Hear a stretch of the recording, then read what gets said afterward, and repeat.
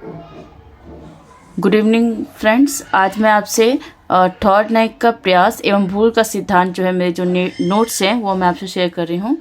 ठीक। और इससे पहले जो हमने इसके थ्योरी की है वो है इरेक्शन की थ्योरी, और उससे पहले पियाजे वाली हमने कर ली है। और ये आपका जो है आपका इम्पोर्टेंट थॉर्नडाइक का तो प्रयास एवं भूल का सिद्धांत, इसे हम ट्रायल एंड एरर थ्योरी कहते हैं। और इस सिद्धांत का जो प्रतिपादन है थॉर्नडाइक ने 1898 में किया था। और इसे हम उद्दीपन अनुकरण का सिद्धांत यानी कि थ्योरी ऑफ स्टिमुलस रिस्पॉन्स तथा या संयोजनवाद कनेक्टिनिज्म का सिद्धांत भी कहा जाता है। ठीक है ना, दो कंफ्यूज नहीं होगा, अगर ये लिखा हुआ तो भी सही है। और उद्दीपन अनुक्रिया का सिद्धांत है या संयोजनवाद का सिद्धांत इसे भी कहा जा सकता है।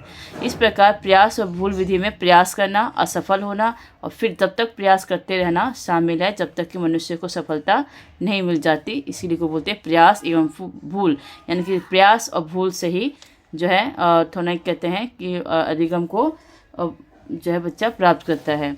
तो आपका प्रयास और भूल के सिद्धांत की जो विशेषताएं हैं, पहला है कि इन्होंने कहा है कि अधिगम क्या है, अधिगम ही संयोजन है, लर्निंग इज कनेक्शन।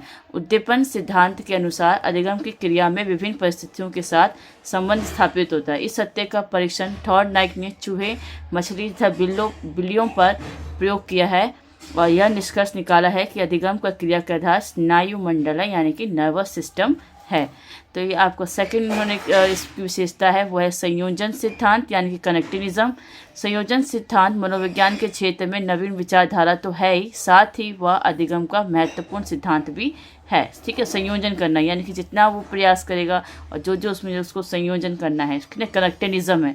संयोजन सिद्धांत मनोविज्ञान क्षेत्र में नवीन विचारधारा तो है, साथ ही वह अधिगम का महत्वपूर्ण सिद्धांत भी है।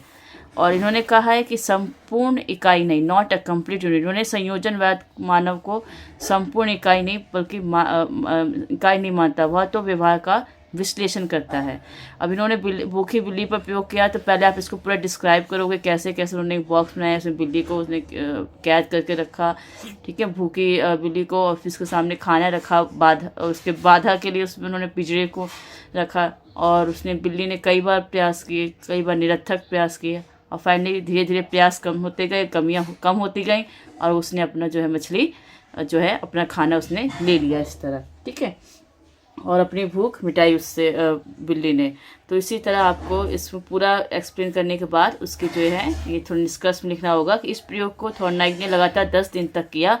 उसने बिल्ली को कुल 5 प्रयास दिए। अंत में बिल्ली एक ही प्रयास द्वारा बिना त्रुटि किए बॉक्स खोलना सीख गई, और इस प्रयोग में कुछ आवश्यक तत्वों ने कार्य किया है, निम्नलिखित है। अब प्रयास और भूल में जो तत्व हैं वो है आपके, पहला अभिप्रेरणा होनी चाहिए, मोटिवेशन, कि वो कोई क्यों प्रयास करेगा जब तक उसे कोई मोटिवेट नहीं मिलेगी। ठीक है, मोटिवेशन नहीं मिलेगा उसको, तो यानी कि इसकी प्रमुख भूमिका होती है। फिर उसके बाद है बाधा।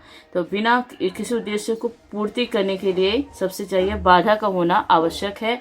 जब तक बाधा नहीं आएगा, बैरियर या ऑब्स्टिकल नहीं होगा, तब तक कोई भी सीखने का प्रयत्न नहीं करेगा अगर आसानी से मिल जाएगा। निरर्थक अनुक्रय, प्रयास और भूल में जब कोई हम सीखते हैं या जो भी कुछ करते हैं तो उसमें कुछ निरर्थक अनुक्रियाएं भी होती हैं, और कभी कभी ये कारगर साबित होती हैं कि निरर्थक अनुक्रिया से नई बातें जो है सीखता है। व्यर्थ अनुक्रियाओं को दूर करना, और धीरे धीरे उसमें जो व्यर्थ अनुक्रिया, जो व्यर्थ प्रयास है उसको दूर करते जाता है, रिस्पॉन्स को। फिर आकस्मिक सफलता मिलने का इसमें चांस होता है। निरर्थक अनुक्रियाओं के पढ़ने से क्या होता है, उसको आकस्मिक सफलता मिलता है। फिर उसको चयन करता है, सिलेक्शन, की निरर्थक अनुक्रिया में सही अनुकरण का चयन करता है, जिससे व्यवहार में कि जैसे बिल्ली के व्यवहार में उसने चटकनी जो है दरवाजे की खोलना उसने स्टार्ट कर दिया था।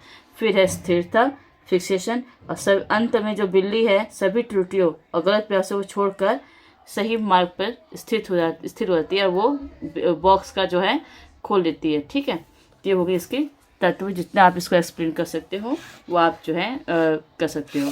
फिर आपके बाद जो मेन पॉइंट है वो है आपकी कि इसको शैक्षणिक उपयोगिता में क्या महत्व है, प्रयास और भूल के सिद्धांत की शैक्षिक उपयोगिता। तो पहला है प्रेरणा का महत्व, इम्पोर्टेंस ऑफ मोटिवेशन। ठीक है। तो इसमें आपको जो थॉर्नडाइक ने इस सिद्धांत में अभिप्रेरणा पर अधिक बल दिया है कि इसमें जो है अभिप्रेरणा मिलती है, सरल से फिर कठिन की ओर जाती है, फ्रॉम सिंपल टू डिफरेंट, कौशलों का विकास होता है, काम करके सीखना होता है, ठीक है। और उसके बाद काम करके सीखना, वैज्ञानिक आधार, सूझबूझ द्वारा सीखने में प्रयोग, ठीक। उसके बाद अभ्यास द्वारा सीखना, लक्ष्य केंद्रित, अच्छी आदतों का विकास, डेवलपमेंट ऑफ गुड हैबिट्स। फिर उसके बाद इसमें स्व अधिगम, सेल्फ लर्निंग भी होता है। जो जो मैंने आपको तत्व है इसमें आपको एक्सप्लेन करना है, ठीक है। स्व अधिगम, फिर उसके बाद मंद बुद्धि के लिए लाभकारी है। फिर उसके बाद क्रमिक प्रक्रिया है, ग्रेजुअल प्रोसेस है, धीरे धीरे ही प्रयासों से ही वो अधिगम जो है बच्चे को प्राप्त होता है, ठीक है स्टूडेंट्स।